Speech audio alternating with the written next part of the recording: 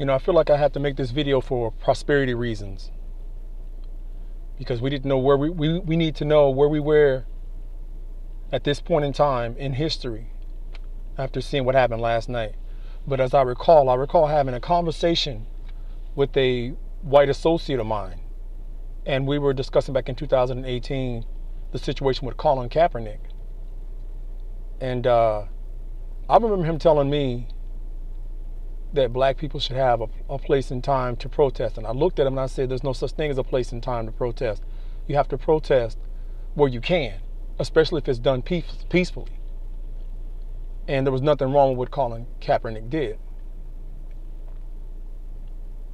He wanted to argue the point. He said, well, there's a time and place. I said, well, you tell me what time and place that is, and I'll show you throughout history where white people said, where they've said, the hell with that. You do me wrong, or I feel like I'm being oppressed, I will rebel, I will push back, I will fight you with every tooth and nail.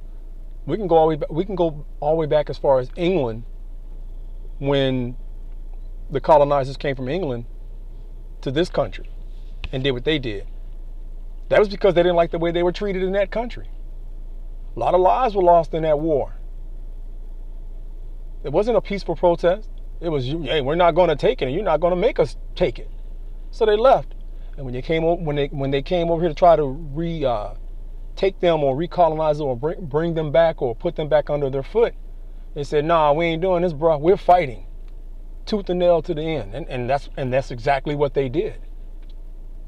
So as I explained to him, unless you get a bunch of white guys together and do a 1 million man protest march on Washington, D.C., right, with white guys about the oppression and injustices and police brutality that are being presented upon black people, man, you don't really have anything to say, because racism is not a debate.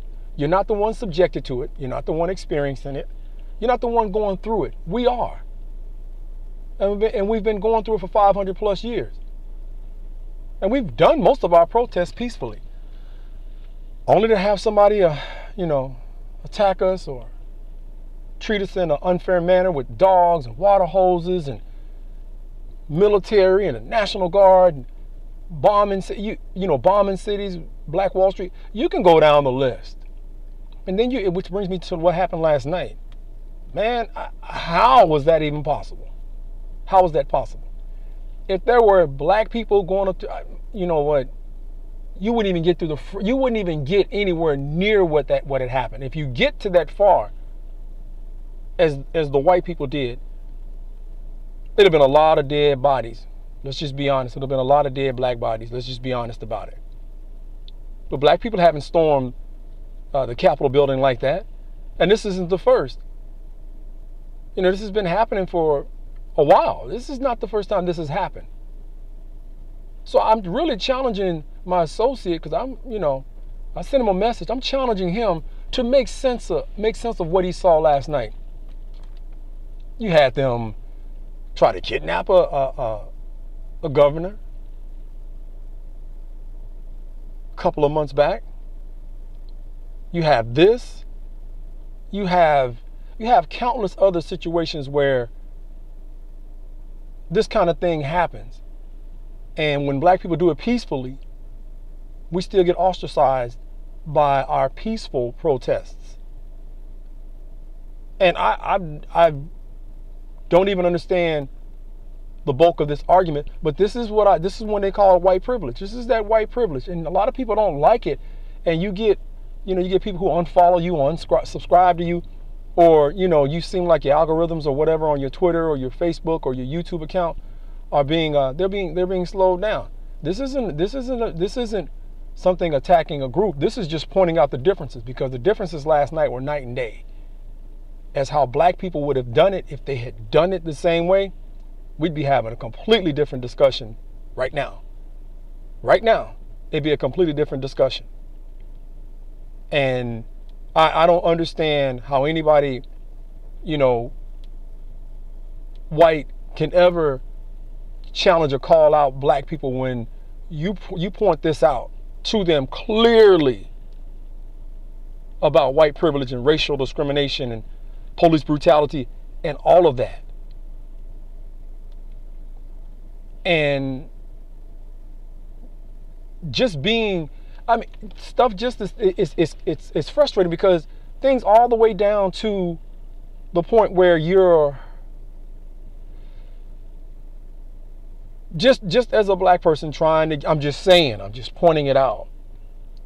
Just in the aspect of trying to get a job or have a job or hold a job down, man, you can go in with more credentials and more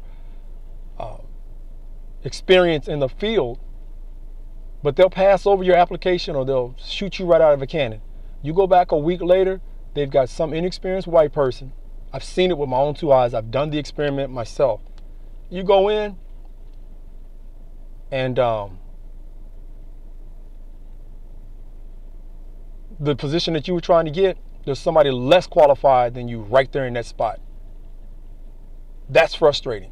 And again, that's just the small aspect of it. I think one of the things that bothered me the most of the killings, that Ahmaud Arbery thing, it bothered me because just everyday white citizens ran this guy down and killed him. He had no choice but to fight back. But they really try to paint a negative image or a negative picture. They're going to probably, and every time, you had the guys getting taken to Burger King, the Dylan Roots, the Rittenhouse. These guys, I mean, with your own two eyes, I challenge my white associate to look at this and ask himself a question again. What does he truly believe? Or is he just talking? I would never tell anybody how to,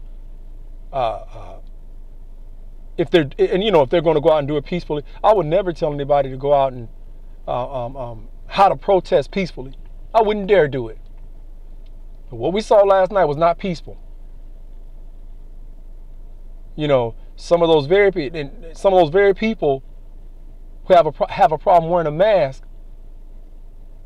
but don't have a problem wearing a hood for 4 or 5 hours out there burning a cross. That's the difference I was trying to express to my white associate. And I didn't try to express it to him very long. I was like, all right, man, you know what? It is what it is. And I don't like that because, again, racism is not a debate. It never has been with me and it never will be with me. But this country's got a lot of work, man. We can see how this thing works, and the world can see how white America works now very clearly. And this is not racism coming from me in a derogatory fashion. This is just fact, and you can see it. You don't have to even question it. It's fact. You compare one situation when the Black Lives Matter people were protesting near the Capitol building. You saw all the guards out there. Didn't even get close. They knew this was coming. They knew this was going to happen. But I didn't see the sense of urgency that I saw when, George Floyd and Ahmaud Arbery and Breonna Taylor were killed. And now you have the Jacob Blake situation where, again, an injustice has been done and they're not going to even try these guys. This and these are the things that frustrate us as black people. Pull yourself up by your bootstraps, huh? Give me a fair opportunity that you give everybody else. Everybody else can come over here and do good, legal or illegal, with help to do the right things, as they like to say. Pull themselves up by their bootstraps. I know I've never looked for a handout from anybody. I've worked hard for everything that I got and everything that I get. But the obstacles and the hurdles that I gotta cross, man, it makes you, it's tough, man. I don't want to drag this out too long, so I'm gonna end it right there. But again, I challenge my white associate now to defend what he saw last night. Actually, I really don't. I just wanted to say to him, what about now? What about now? What kind of crazy social experiment are you seeing? Are they doing? Are they practicing right now? Not to mention, it's always been like that.